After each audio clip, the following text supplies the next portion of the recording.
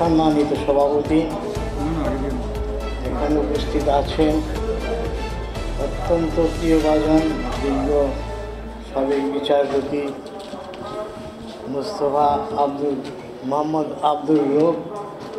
এখানে আরও আছেন, আমি সকলের নাম জানি না, আমার বন্ধুগণ আব্দুল লতিফ মাসুম।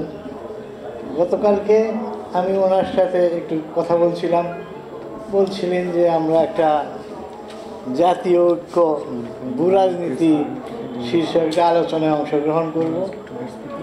তুমি আসো। আমি আসলে আসছি আপনাদের কথা শুনতে। এখানে আপনারা যে উদ্যোগটা নিয়েছেন এটা অত্যন্ত ভালো। এর ডেস্টিনেশন যদি আমরা সুদৃঢ় করে রাখতে পারি তাহলে আমরা যারা বাংলাদেশি জাতীয়তাবাদে বিশ্বাস করি এই ভূখণ্ডের মধ্যে মাথা উঁচু করে পৃথিবীর বুকে থাকতে পারব।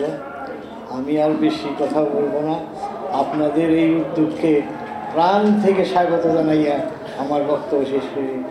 বাংলাদেশ জিন্দাবাদ। আপনাদের সকলের মন স্বাস্থ্য ভালো থাকবে এই কামনা করে আমার বক্তব্য শেষ করি। আল্লাহ হাফেজ।